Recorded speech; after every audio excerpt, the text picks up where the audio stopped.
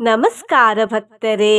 ಇಂದು ಸಿದ್ಧಿಯೋಗದ ಹಾಗೂ ಸಾಧ್ಯಯೋಗದ ಶುಕ್ರವಾರ. ಹಾಗಾಗಿ ಇಂದು ನಾವು ಶ್ರೀ ವರಾಹ ಪುರಾಣದಿಂದ ತೆಗೆದುಕೊಂಡಿರುವ ಶಿವದೇವರೇ ಹೇಳಿರುವ ಮಹಾಲಕ್ಷ್ಮಿ ತಾಯಿಯ ಮಂತ್ರವನ್ನು ಕೇಳೋಣ. ಇಂತಹ ಶುಕ್ರವಾರ ತುಂಬಾ ದಿನಗಳ ನಂತರ ಬಂದಿದೆ. ಈ ಮಂತ್ರದಲ್ಲಿ ಲಕ್ಷ್ಮೀ ಮಾತೆಯನ್ನು ಬ್ರಹ್ಮ ಮಾತ್ರೆ ಎಂದು ಕರೆದಿದ್ದಾರೆ. ಈ ಮಂತ್ರವನ್ನು ಎಂದು ಭಕ್ತಿಯಿಂದ ಕೇಳಿದರೆ ಅಸಾಧ್ಯ ಅನ್ನುವ ಕಾರ್ಯವು ಸಾಧ್ಯವಾಗುತ್ತದೆ ಮತ್ತು ತುಂಬಾ ಬೇಗ ಕಾರ್ಯಸಿದ್ಧಿಯಾಗುತ್ತದೆ. ಇಷ್ಟೇ ಅಲ್ಲದೆ ಈ ಮಂತ್ರ ಹಣಕಾಸಿನ ಸಮಸ್ಯೆಯನ್ನು ಕೂಡ ದೂರ ಮಾಡುತ್ತದೆ.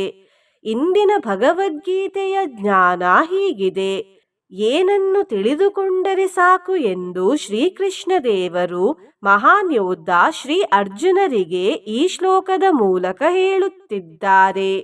ಶ್ಲೋಕವು ಹೀಗಿದೆ: ಅಥವಾ ಬಹುನೈತೇನ ಕಿಂ ಜ್ಞಾತೇನ ತವಾರ್ಜುನ ವಿಷ್ಟಭ್ಯಾಹಮಿದಂ ಕೃತ್ಸ್ನ ಮೇಕಾಂಶೇನ ಸ್ಥಿತೋ ಜಗತ್.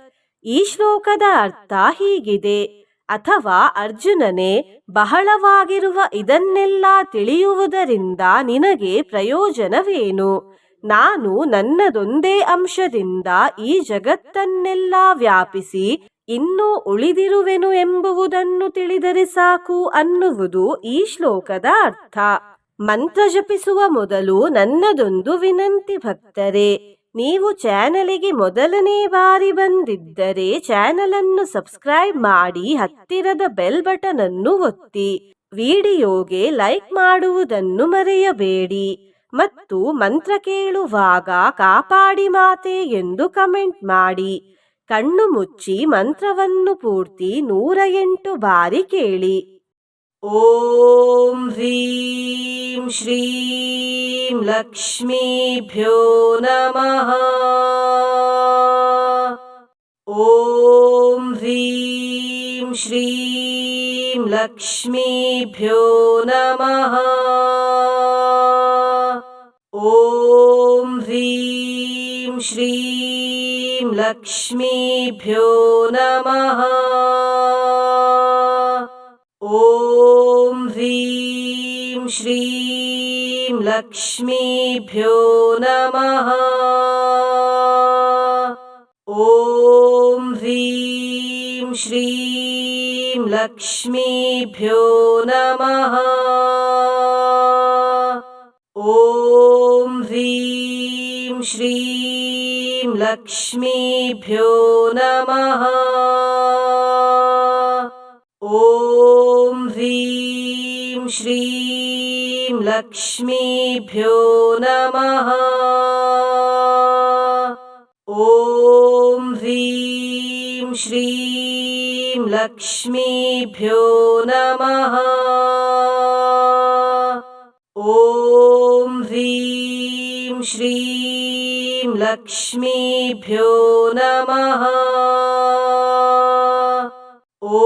ಓಂ ಹ್ರೀಂ ಶ್ರೀಂ ಲಕ್ಷ್ಮೀಭ್ಯೋ ನಮಃ. ಓಂ ಹ್ರೀಂ ಶ್ರೀಂ ಲಕ್ಷ್ಮೀಭ್ಯೋ ನಮಃ. ಓಂ ಹ್ರೀಂ ಶ್ರೀಂ ಲಕ್ಷ್ಮೀಭ್ಯೋ ನಮಃ. ಓಂ ಹ್ರೀಂ ಶ್ರೀಂ ಲಕ್ಷ್ಮೀಭ್ಯೋ ನಮಃ. ಓಂ ಹ್ರೀಂ ಶ್ರೀಂ ಲಕ್ಷ್ಮೀಭ್ಯೋ ನಮಃ.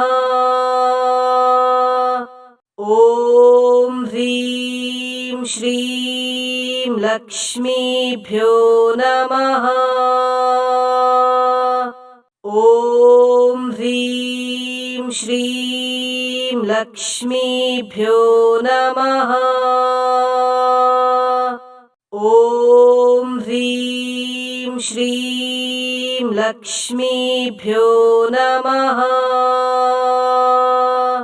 ಓಂ ಹ್ರೀಂ ಶ್ರೀಂ ಲಕ್ಷ್ಮೀಭ್ಯೋ ನಮಃ.